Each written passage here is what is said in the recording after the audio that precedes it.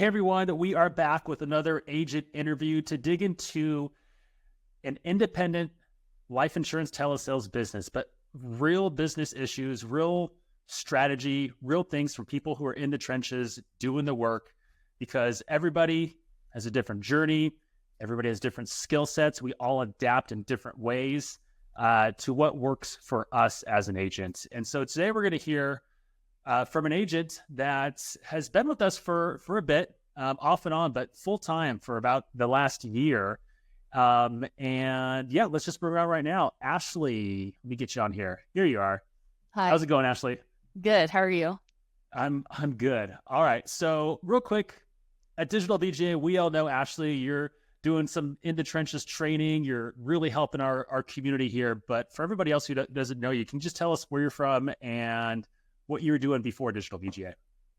Yeah, so I'm in Conroe, Texas. It's about an hour north of Houston. We just got hit with Hurricane Beryl, so that's been super fun. Um, Before Digital BGA, I was with a company called Go Medigap with Cantu.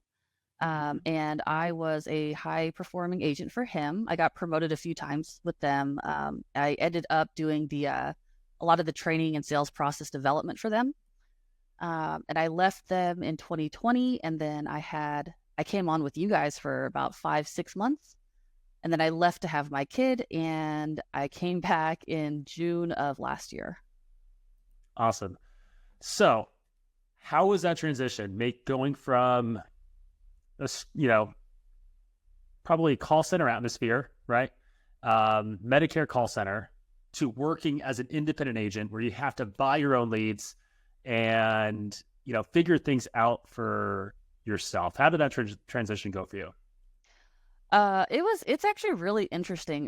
When you're in a call center, there's just so much mayhem and chaos all over the place, and it makes you nuts. But I actually kind of miss it. Like, I wish I could do a blend. Like, I wish I was still in Austin so I could go to your call center every once in a while. Because, working at home by myself, I tend to, you're just by yourself all the time. It gets Yeah. really, really lonely. So I've had kind of a hard time transitioning there. Also, I mean, of course, when you're in a call center, you don't have to worry about your leads. You don't have to worry about your technology. All of that is taken care of. The states are paid for, licensing is paid for, all of that. So it's definitely different. The amount of money you get paid is so much better, though. And I have a much better work-life balance now.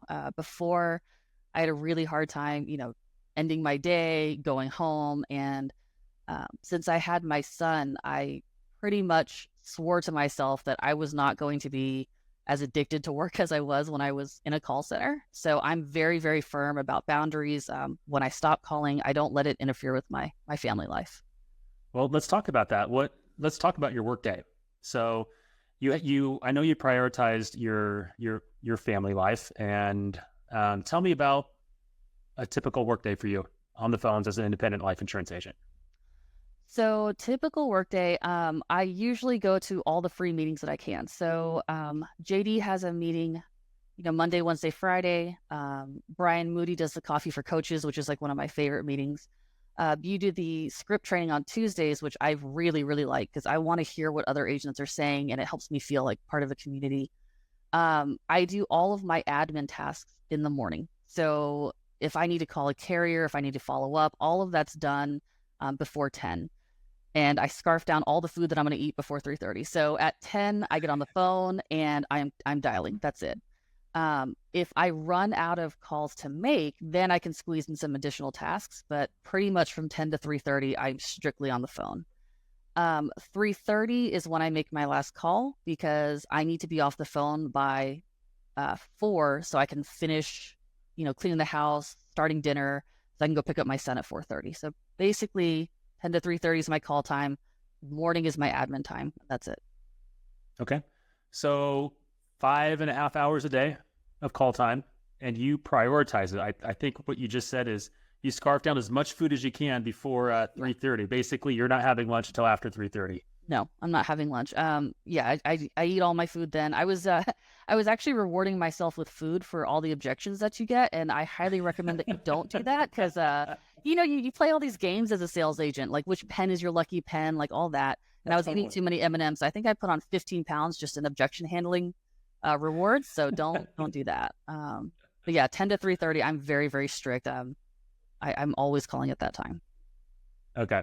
And that's important to you because your business is strictly outbound. You don't, I think you take some inbound calls here and there, but for the most part, you're an outbound agent. You dial out. Yeah. And talk to me about that. Why does that suit you better? I need to be in control. So I have a pretty bad attention span. It's very, very short.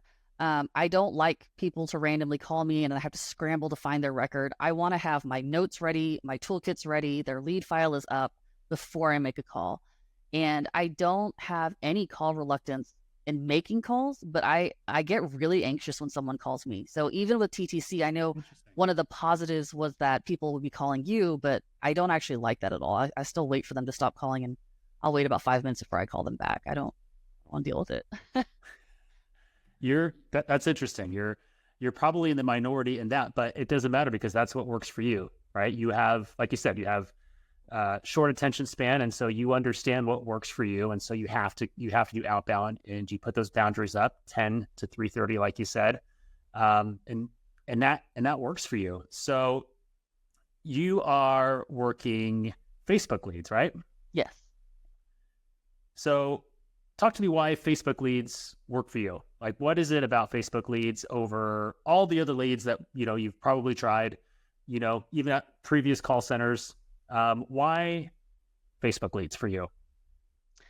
So I like Facebook because those people tend to have email. And for whatever reason, when someone has an email address, I don't know if this is like a false correlation that I'm drawing, but people that have email also tend to have a bank account. So when I'm working Facebook leads that have like all this information, first of all, I get a lot of information, right? That they're giving in the lead form, but also just the fact that they have email means that they have a bank account. So I'm writing very little direct express business when I'm working these leads. I noticed that when I was looking at your book of business. Your quality of business is extremely high. I don't have metrics. I should have pulled some of those metrics for this call, but just looking at it, I could tell that it's extremely high. And I don't see a lot of the direct express carriers that people usually go to. So I could tell. That's really interesting.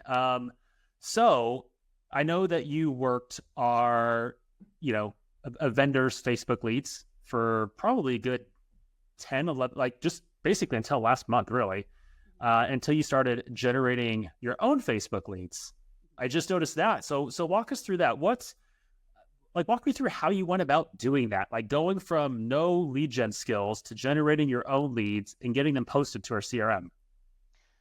Okay, so my husband does a lot of that. Again, I don't want to use any of my precious call time to work on that. I'm good with technology if you show me, but for the most part, like I don't even have Facebook, Instagram. Like I don't know how any of that stuff works. So he runs all of the Facebook ads for me. It's kind of an experiment right now because the lead cost seems to be lower than the other Facebook leads I was purchasing, but my close rate has also dropped. So I think what we're going to end up doing is kind of a blend of two different sources for Facebook leads, but I do want to see what I can do with my own generated leads.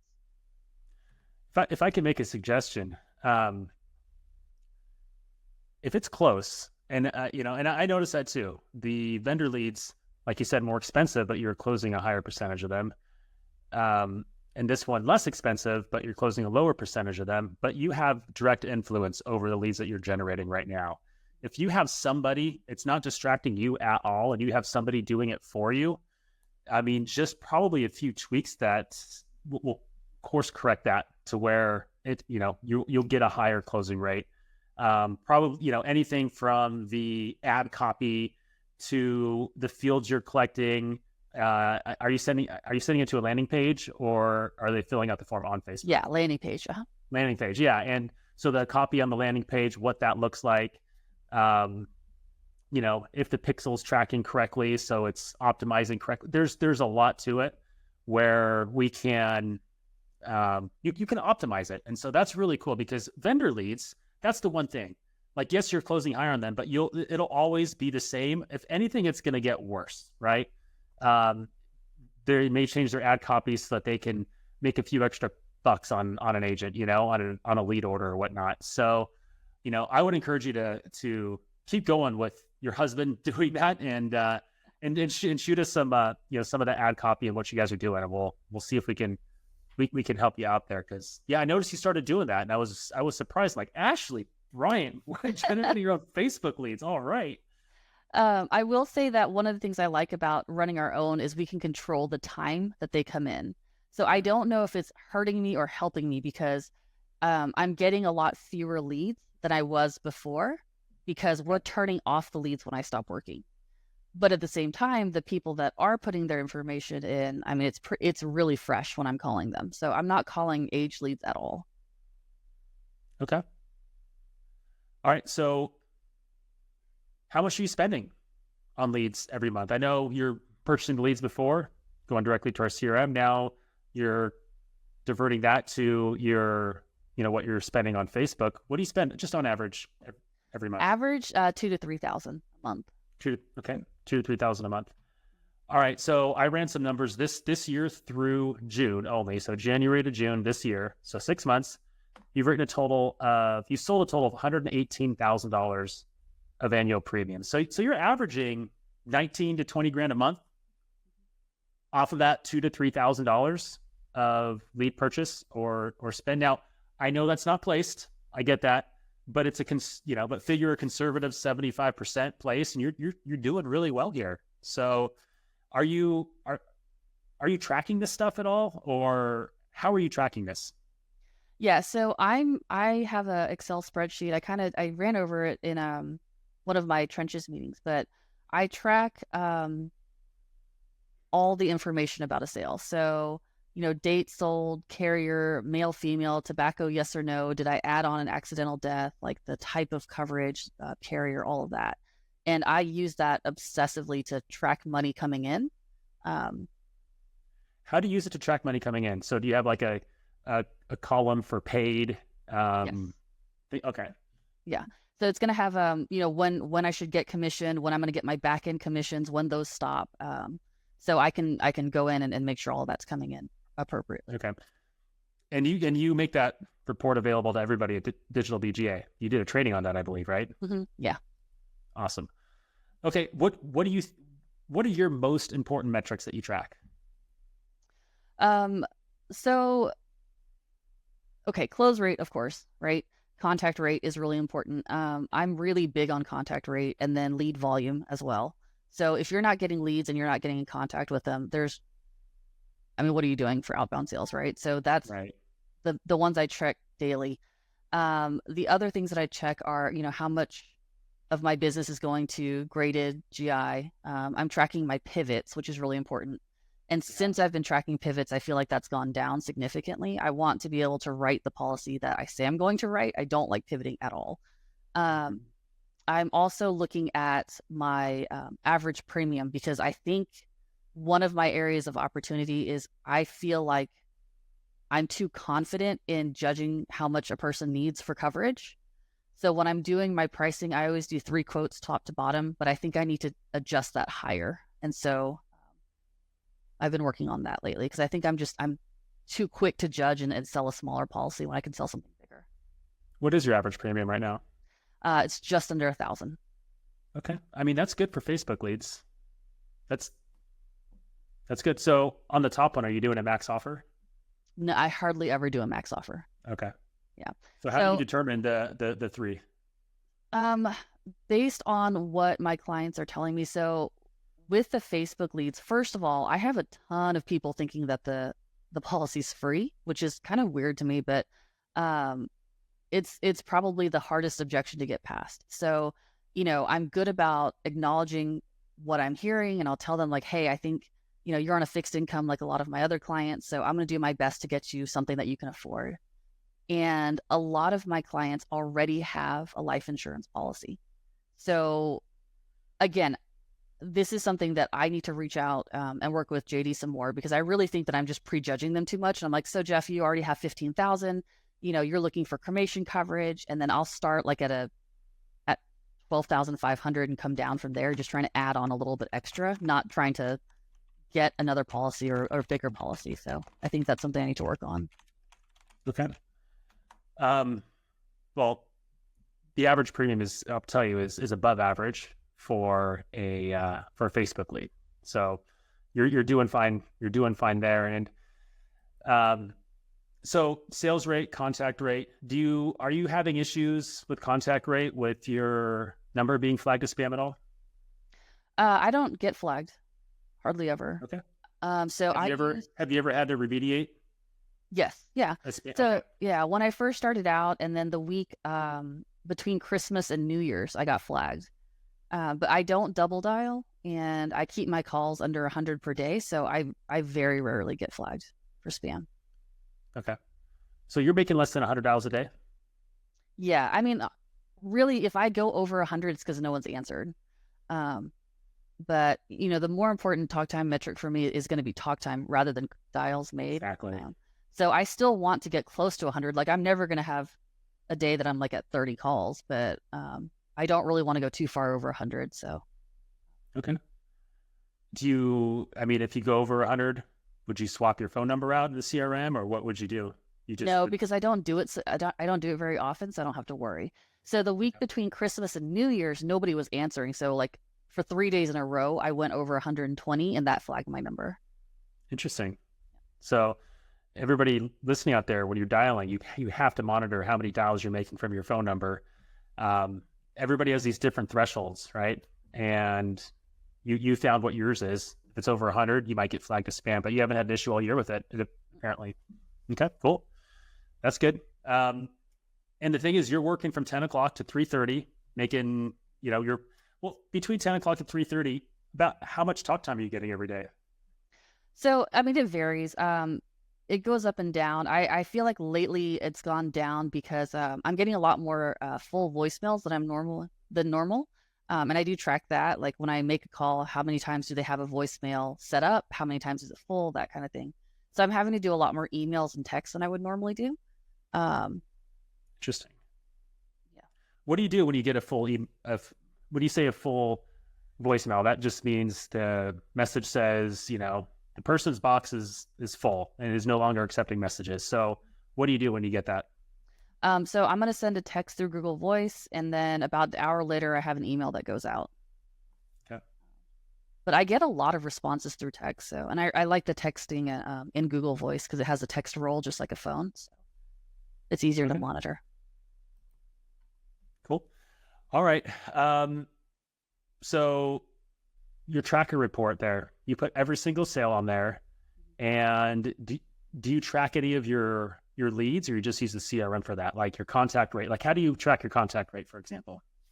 So contact rate, I batch. So whenever I get 100 leads or however I order it, I use the spreadsheet that comes with the Facebook leads, and I just do a data column stats and just plug that number into a calculator. But I look at that twice a day, at the beginning and end of the day, just to see where I'm at. So what is your contact rate usually for Facebook leads? It used to be higher. So I used to get around 50 to 55. It's dropped to around 40 to 45%. Okay. Still good. Still good. Okay. All right. So another thing, let's kind of switch gears here. So something interesting that you had mentioned before that I'm just personally curious about. I don't even know the answer to this question. It's a random question. So I just remember you mentioned it. You have standard operating procedures, so SOPs, for a lot of your work-related activity. I think you said in your life as well. Can you tell me just about the work-related SOPs that you have, like these procedures, what they do for you, what they are? I don't need to hear all of it, but just kind of, I'm just curious how you use that in your business. Yeah, so I have a very, very short attention span. And if I don't have a process for everything, I'll look up and it's 3 hours later and I don't even know what I've done. So I need to have a process for every step of it. So for example, if I get like a lapse or NSF, I have a certain number of calls I'm going to make at a certain time that I'm going to make them. And then after a certain point, I just let it go. Same with like deals and follow-ups. I know it's hard when you're starting out, you're not getting deals. You want to just chase these people down forever, but it's not doing you any good and it messes with your head so much. So I have a number of calls that I make and then I let it go. I don't care how big it is. Like if they haven't answered in that time, I'm not making any more calls. And yeah, just everything has like procedures for it. So if I have once I've written an app, like I have it, I put it all into my tracker. I have a timer on it to send a Ben Euler packet because I don't want to send it right then in case it lapses or cancels the next day. So I'm going to send that out 3 days out after my sale. Um, it's just little things like that. Everything is just process. So if I'm working, I really don't have to pay attention because I've done it so many times that I'm just like an autopilot and I don't have to think about it. Because once I start thinking about it, then I get distracted, then I go do something else, and it doesn't work for me at all. So I need to just have steps and processes to follow. That's awesome. That's, I mean, I hope people are listening to this because that is something that a lot of agents need to implement into their business. And so when you say standard operating procedure, do you actually have a document that outlines it exactly step by step? Okay, so I'm not gonna lie, I'm not the most digital person, so it's on a bunch of sticky notes, and I have so I have a notebook that I use like every day, and I just like track like my numbers. So I'll have my sales, I'll have like calls, lead count, that kind of thing. Then on this page, like I'll have the things like I've noticed, oh hey, when I was tracking laps, I lost all this time doing this, and this. So this is a problem. So now I need to make a process. So it's all on different sticky notes. And once I like get that into my routine, I just get rid of it. But it just took a lot of time to get there. I just, if I waste time doing one thing one time, I don't want to waste it again later. So just figuring out a process so it doesn't happen again. Ashley, it is going to be my goal over the next years to digitize you. Yeah, I don't know. It took me about 15 years to go from like regular books to a Kindle, and I am blind as a bat. And I went down kicking and screaming about going to an e-reader. So I don't think it's going to work. I like notebooks and pens and stickers. So yeah. All right. Okay. All right, let's switch gears here a little bit again. What would you say that your best skill is that you've developed? You're on the phones, you're in this business, every single day. What would you say your best skill is? Sales wise, I think my best skill is active listening. And that comes from talking to a lot of people.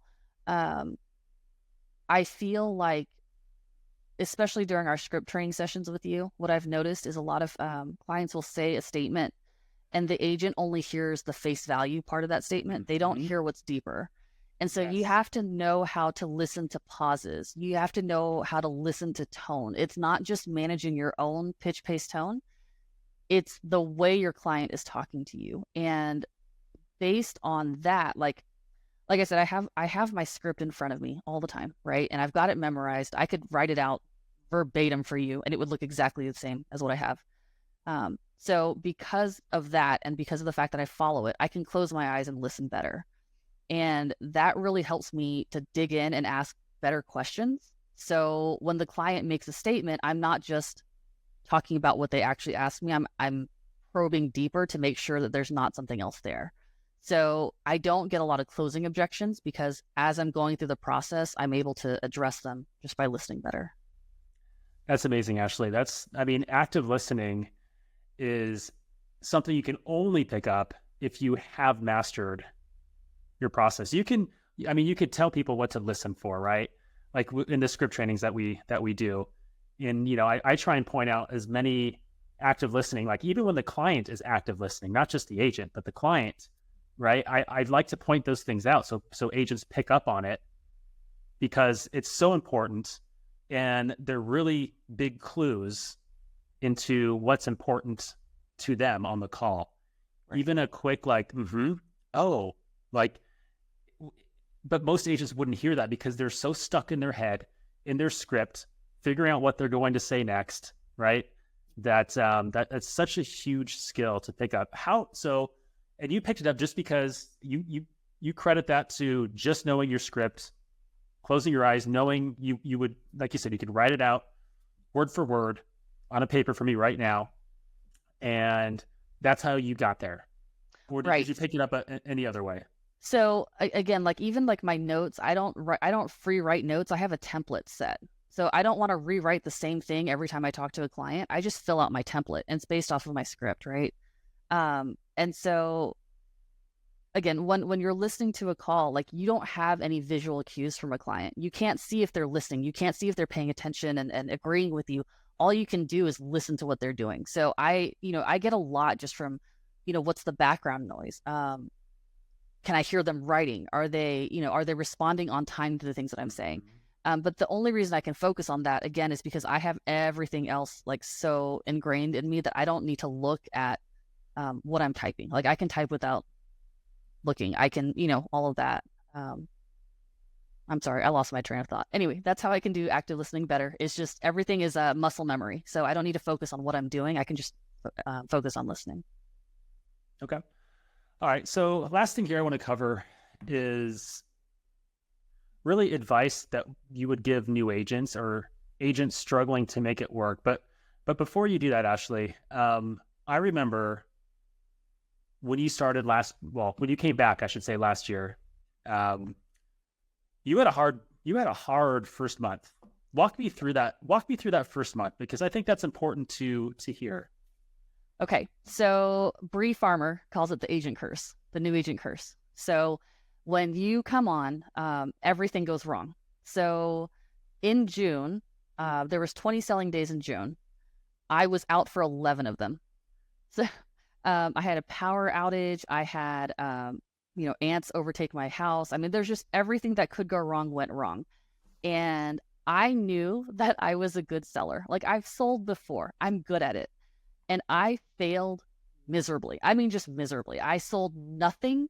And my first deal that I wrote was a GTL turbo term. And guess what? 2 months later, it got declined. So it was just really, really hard. On one of my first days, I remember I had a follow-up with a client that wanted to talk to me on Saturday. And I was like, yeah, I'm not going to do that. It's fine. It's just $1,100. It's not going to hurt me.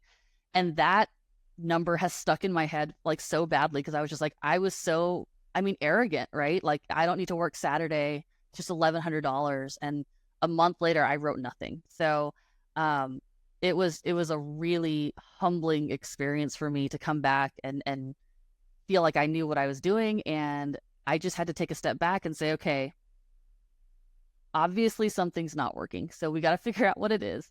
And right around that time is when JD came on as an RSD. And I feel bad because the first time I talked to JD, I cried. Like I ugly cried for 45 minutes. I mean, I think I scared him to death. He was just starting with DGBA and he got the crazy girl, But it really helped me to talk to him because he kind of analyzed what I was doing. He was helping me focus on what I need to focus on. And starting August, it just got a lot better. And once I calmed down and stopped stressing so much about like, I'm losing money, I was able to sell. Yeah. And now you're writing close 19, 20 grand a month on average. Yeah. I wish. Yeah. Yeah. I mean, and to me, I think that's such a important story for new agents to hear, right? Because, you're doing well now. But and you even wrote business before. I mean, a couple of years before, after you had your kids, you came back. But the first 30 days or so, you didn't write a dang thing. I mean, I guess that turbo term case that got declined, but beyond that, you wrote nothing. Right. And, and you had that moment and you had somebody kind of pick you up and, and since then you've been just consistent. You've built the processes you've built that work for you. You're a very different person than the agents, than any other agent. We're all different agents, right? But you're your own person. You figured out what you need to do with your systems and everything and your scheduling and your boundaries, and you made it work. And I think that's so important to hear because a lot of agents get discouraged their first 30 days because they don't make the amount of sales that they see everybody else making on a leaderboard. And they think there's something wrong with them, And so I guess the follow-up question here is, what advice would you give new agents? What would you tell new agents to be, is most important to become successful? Okay. Don't go into this with your last $1,000. That's not going to work. Right. Because you're going to have to spend a lot of money up front, getting all your leads, getting all your licenses. and expect to fail in the beginning, but learn from your failures. If you mess something up once, don't mess it up again. Like, learn from your mistakes. I think that's the hardest thing I have to, teach people that I'm talking to. Like, how many times have you made this mistake? And it's like, well, a few times. It's like, why? Like, how many times do you need to get burned before you figure that out, right? So if you make a mistake, write it down, learn from it, learn everything that you can about it. And, take the time to learn carriers, underwriting, all of that stuff. Listen to sales podcasts, whatever you can, but do that off hours. Do not do that during your 10 to 3 or whatever time you're working, because you're not going to be selling. So, I would do my hours, I would make my mistakes, and I would fix them. So that's a big one. Lead flow is important. Lead flow, Yeah. call time, call volume, track your numbers, make sure you're paying attention to things. Like, don't make 10 calls a day and wonder why you're failing, right? You need to make quite a few calls or have 4 hours of talk time. What else?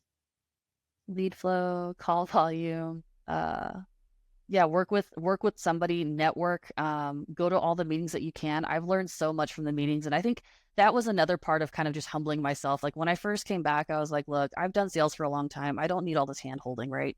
And then I failed miserably, and I started going to the meetings. And I felt a lot better. It's a obvious start time to my day. It's a good chance for me to talk to people that are doing the same thing that I'm doing. And I learn a lot. And if I wasn't going to the meetings, I wouldn't know about the carrier updates. I wouldn't know about all the stuff, and I would make mistakes just from not going. So I really like those. Does that answer your question? I'm sorry. It does. No, I'm just shutting up to see how far you go. Okay, I'm sorry. You're going to volunteer. No, I love it. Those are all great suggestions. And coming from somebody who had a hard go at it, I guess a re-go at it, you started, I guess, a few years ago, but last year when you restarted and had a hard go at it, coming from you, I think that's really, really powerful to, on what you need to do to become successful as a newer agent, or even just an agent who's struggling in the business. Because to me, that's the same thing. There's agents that have been in the business for a couple years that have never really made it work, but they're really not in the business because they're not giving it. They're not taking the amount of leads they should. They're not making the calls they should. They're not doing the things they haven't memorized their script, and they've been in the business for a year or two, right?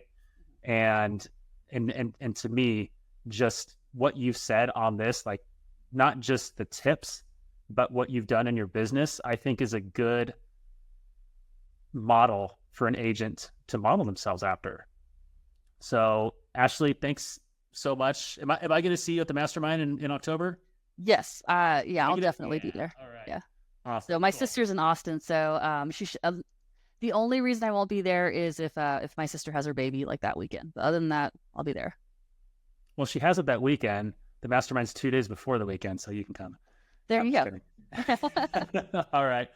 We'll see you in October, and I appreciate everything, all the information you give us, you help our agents with, what you volunteer on our meetings and everything. It's really appreciated. I want you to know you're very appreciated here. So just thank you for that. All right. Thank you so much.